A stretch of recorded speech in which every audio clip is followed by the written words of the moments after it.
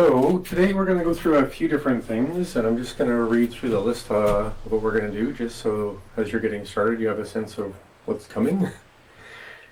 So the first thing we're going to do is just spend some time exploring our embodied experience. Now there's 1,000 ways we could do that, at least.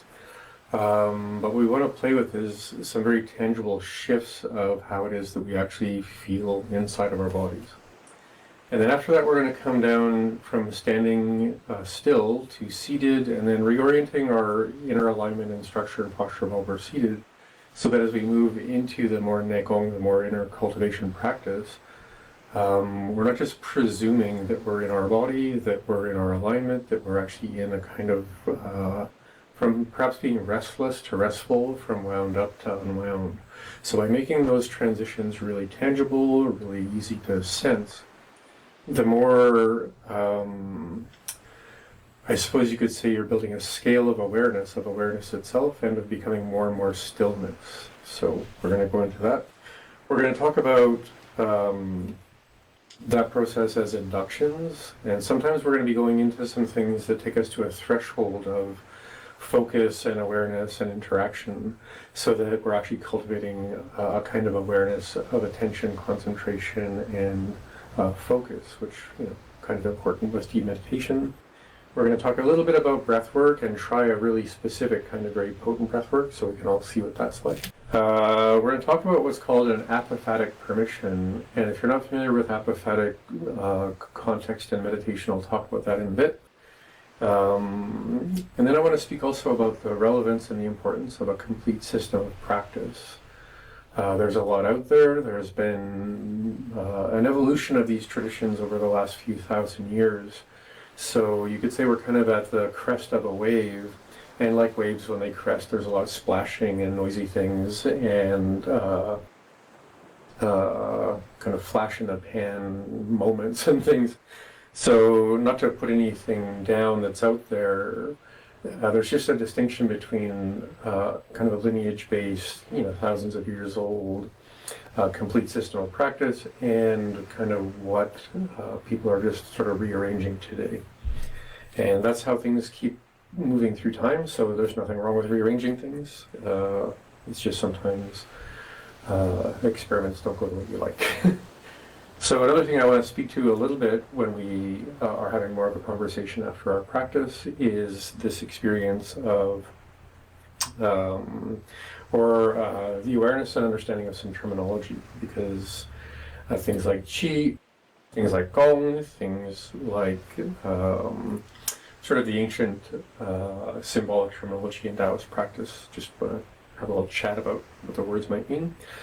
And then I want to speak a little bit about how this practice, Nei Gong, as a form of meditation, from standing and moving, standing stillness, seated moving, seated stillness, and then moving inward from stillness and beyond infinity and all of those things, how that approach to meditation might be the most successful for people who are generally restless or anxious or easily bored or distracted.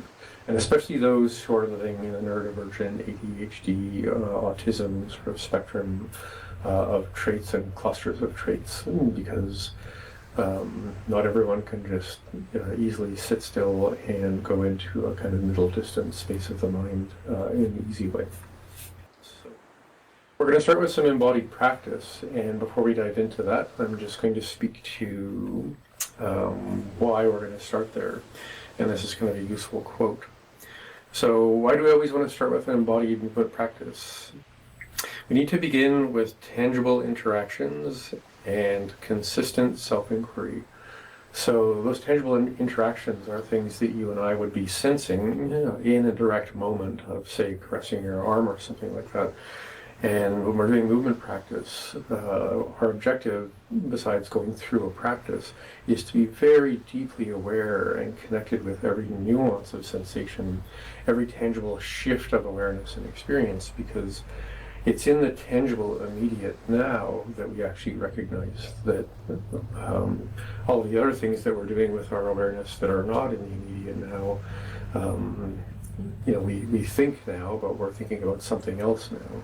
And we start making that boundary really clear at what's tangible, immediate present, and what's kind of on a movie screen in the mind, then we can start making that shift. And nowadays, that's a really hard shift to make for people. And also this idea of consistent self-inquiry. If we're having a conversation with a movie screen in our head, in the sense of ideation and idle thoughts and past and future, thinking, we're not able to have an inquiry about our experiences as self. We can have an inquiry about our thoughts, about our thoughts, about our thoughts.